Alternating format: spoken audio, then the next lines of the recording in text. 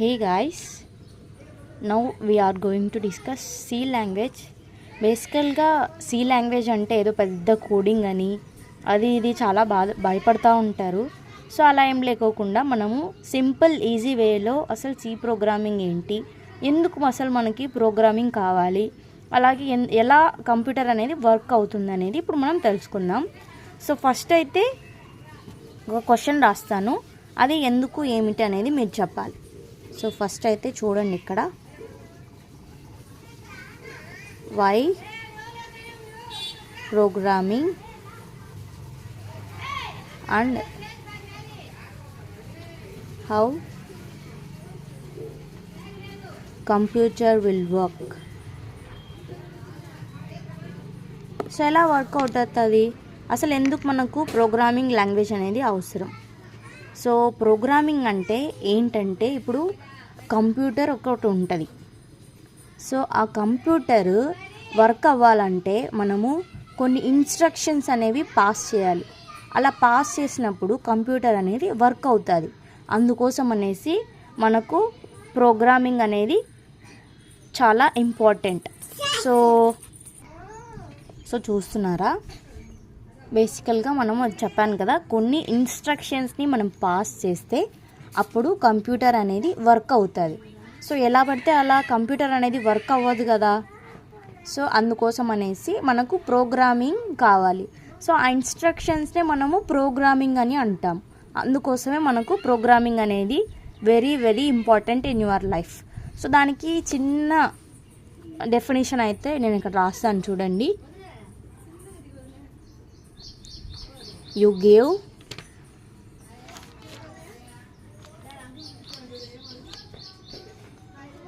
give some instructions to computer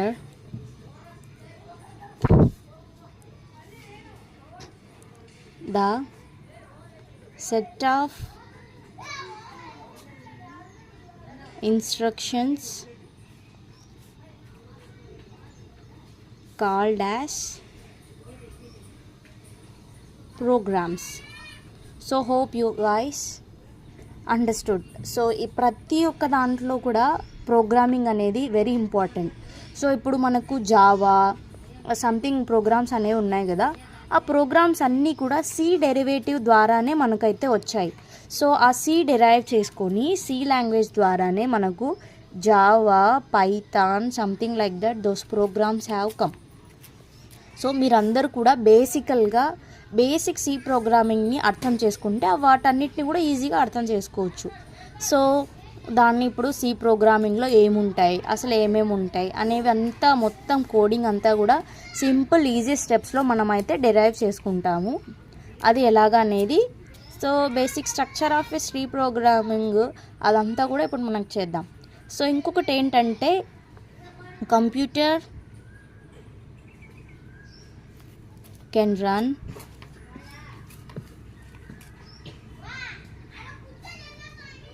through programs only. So computer వచ్చేసి programs వల్లనే అది మనకు రన్ అవుతుంది, లేకపోతే ప్రోగ్రామ్స్ లేకపోతే we can't use the computer. ఓకేనా. సో నెక్స్ట్ ఇంకొకటి వచ్చేసి basic structure, computer can understand only machine code. దాన్నే మనం ఏమంటాము, బైనరీ కోడ్ అని అంటాం. సో బైనరీ కోడ్ అనేసి అంటాం. ఓకేనా. ఆ బైనరీ కోడ్ ఎలాగ మనకు ఉంటుందంటే అది మీకు చూపిస్తాను, చూడండి. ఆ బైనరీ కోడ్లోకి కన్వర్ట్ అయిన తర్వాత, అర్థం చేసుకున్న తర్వాత ఏమవుతుంది, then CPU will do some task and execute the output. సో అప్పుడు ఏమవుతుంది, మీకు బేసికల్గా CPU తెలుసు కదా, సిపియు అయితే ఇలాగ ఉంటుంది. సిపియులో బైనరీ కోడ్స్ అనేవి అన్నీ కూడా ఉంటాయి, మషిన్ కోడ్ సంబంధించి. ఆ మషిన్ కోడే అది అర్థం చేసుకుంటుంది. మనం ఇంగ్లీష్ లాంగ్వేజ్లో మనకు కావాల్సిన కోడ్ని ఇస్తాము, కానీ అది ఏం చేస్తుంది, సిపియులోకి మషిన్ కోడ్ని కన్వర్ట్ చేసి మళ్ళీ తర్వాత మనకు ఏ లాంగ్వేజ్లో అయితే కావాలో మనం ఎలాగైతే ఇచ్చామో అలా మనకు ఇస్తుంది. సో సిపియునే స్పెసిఫిక్ టాస్క్లన్నింటినీ కూడా మనకు అయితే చేస్తుంది. సో అలాగా మనకు కంప్యూటర్ అయితే వర్క్ అవుతుంది. ఓకేనా. సో బేసికల్గా బైనరీ కోడ్ అనేది 8 బిట్స్ ఉంటుంది. ఎలాగంటే బేసికల్గా మీకు బైట్స్ బిట్స్ కాంబినేషన్ తెలుసా అనుకుంటాను. So 1 byte is equals to 8 bits కదా. సో 8 బిట్స్ కోసం ఆ 8 బిట్స్ని అక్కడ రిప్రజెంట్ చేయడం కోసం ఏం చేశారు, ఆ బైనరీ అంటే 2 బైనరీ మీన్స్ యాక్చువల్గా 2. సో వాటిని స్పెసిఫిక్గా 8 రావాలి. సో ఇక్కడ 3, 4, 5, 6, 7, 8 వచ్చాయి. బట్ ప్రతి ఒక్కదాన్ని మనం కంప్యూటర్లో జీరోస్ 1s అలాగా కన్సిడర్ చేయాలి. జీరోస్ నుంచే ఫస్ట్ ప్రతి ఒక్కదాన్ని కన్సిడర్ చేయాలి. ఓకేనా. ఫర్ సపోజ్ ఇప్పుడు 2 అంటే 1 అంటే A0 = 1. ఇది ఫార్ములా తెలుసు కదా మీకు. అలాగా నెక్స్ట్ 2 అంటే 2, 2 స్క్వేర్ అంటే 2 2s 4, 2 క్యూబ్ అంటే నెక్స్ట్ ఎంత వస్తుంది 8, next 16, 16 2s 32, 32 2s 64, 64 2s 128. So ఇలాగైతే మనకు ఒక బైనరీ కోడ్ అయితే ఉండిపోతుంది. ఇప్పుడు ఇందులో మనము 10ని రిప్రజెంట్ చేయాలి. ఎలాగ చేయాలి, సో ఎలాగంటే మనకు కావాల్సిన వాటిని మనము బేసికల్గా 1స్లో రిప్రజెంట్ చేయాలి, ఇంకొకటి జీరోస్ వద్దనుకున్న వాటిని జీరోస్లో రిప్రజెంట్ చేయాలి. బైనరీ కోడ్ అంటే తెలుసు కదా మీకు, 1s 0s ఉంటుంది, మ్యాక్సిమం 1s 0s ఉంటుంది. అది ఎలాగనేది ఇప్పుడు మనం రిప్రజెంట్ చేద్దాం. మనకు 10 కావాలి వాల్యూ. సో 10 కావాలంటే ఇప్పుడు ఏం చేయాలి, ఇక్కడ కనపడుతుంది కదా. సో 8 దగ్గర 1, నెక్స్ట్ 2 దగ్గర 1, సో 8 + 2 10. సో ఇంకా మిగిలినవన్నీ కూడా మనం ఏం చేస్తాం, 0 వాల్యూస్ అసైన్ చేస్తాం. So this is the value of 10. So ఇప్పుడు మనము దీన్ని ఎలాగ రాయొచ్చు, ఆ జీరోస్ వాటితో రిప్రజెంట్ చేసి అలాగైతే మనం రాయొచ్చు. ఓకేనా. అర్థమవుతుందా మీకు? అర్థమైందని అనుకుంటున్నాను. ఇలా ప్రతి ఒక్కటి ప్రోగ్రామింగ్ అనేది వర్కౌట్ అవుతుంది. బైనరీ కోడ్లో ప్రతి ఒక్క ప్రోగ్రామింగ్ మనకైతే యూజ్ అవుతుంది. మీరు బేసిక్ స్ట్రక్చర్గా ఇలాగైతే మీరు నేర్చుకోవాల్సింది వస్తుంది. సో ఇప్పుడు 10 అయితే చూసారు కదా. 10 వచ్చేసి 10 వాల్యూని ఇప్పుడు మనం దీన్ని 1010 అని కూడా రాయొచ్చు. 4 న్యూమరిక్స్ తీసుకొని కూడా రాయొచ్చు. మీకు ఇంకొక టాస్క్ అయితే నేను ఇస్తున్నాను. ఇక్కడ నేను 10 చేశాను కదా, అలాగా మీరేం చేస్తారంటే ఇక్కడ కనపడుతుందా.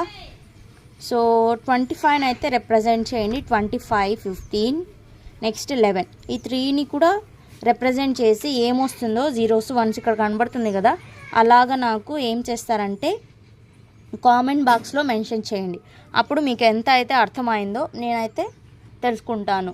సో ఇలాగైతే మనము సి లాంగ్వేజ్ని చాలా బేసికల్గా, సింపుల్గా, చాలా యూస్ఫుల్ టెక్నిక్స్తో మనమైతే నేర్చుకుంటాము.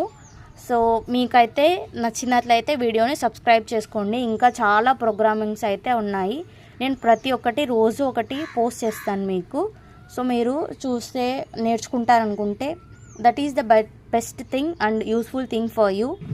So you can learn through C language like this. So తెలుగులో ఈజీగా మీకు నేర్చుకోవాలంటే ఇలాగనే మీరు నేర్చుకుంటే నెక్స్ట్ మీ జాబ్లో కూడా మీకు ఇది ఉపయోగపడుతుంది. సో ఇలాగైతే చూసారు కదా, మనము సి లాంగ్వేజ్ని అయితే ఇలాగ నేర్చుకోవాలి. ఓకేనా. సో ఇదైతే మీకు హోంవర్క్ ఉంది కదా, హోంవర్క్ అయితే చూసేశారు. ఇప్పుడు నెక్స్ట్ టాపిక్ వచ్చేసి లో లెవెల్ వర్సెస్ హై లెవెల్. అసలుకి లో లెవెల్ అంటే ఏంటి, హై లెవెల్ అంటే ఏంటి, సో ఏంటో అది మీరు నాకు రేపు ఒకసారి కామెంట్ బాక్స్లో మెన్షన్ చేయండి మీకు తెలుసా అనుకుంటే. ఇది వచ్చేసి నేను సఫర్ అవుతున్నారు ఇప్పుడు పాపం చాలామంది కూడా. సో బేసికల్గా సింపుల్గా తెలుగులో ఎలా నేర్చుకోవాలనేది నేను చూపిస్తాను. అందరూ కూడా బాగా ఫాలో అవ్వండి. మీరైతే సింపుల్గా నేర్చేసుకుంటారు. ఓకేనా? సో కాన్సెప్ట్ అయితే గుర్తుంది కదా. C programming language, why programming and ఎలా కంప్యూటర్ వర్క్ అవుతుంది ప్రోగ్రామింగ్. నెక్స్ట్ ఇంకా బైనరీ కోడ్ అయితే చూసారు, మీకు ఇది చాలా అర్థమై ఉంటుంది సింపుల్గా. ఇంకొకటి హోంవర్క్ ఇచ్చాను, 25, 15, 11ని చేయాలి. నెక్స్ట్ టాపిక్ వచ్చేసరికి నేను చెప్పాను లో లెవెల్ వర్సెస్ హై లెవెల్. అసలు లో level language, high level languages అంటే ఏంటి, ఎలా వర్క్ అవుతాయి, ఏంటి అసలు కాన్సెప్ట్ ఏంటి అనేది మీరు నాకు రేపు వచ్చే ఈ కామెంట్ బాక్స్లో మెన్షన్ చేయండి. రేపు మనము డిస్కస్ చేసుకుందాం. ఓకేనా? మీకు అర్థమైందని అనుకుంటున్నాను. Thank you so much guys. We will see for the next video. Bye bye guys.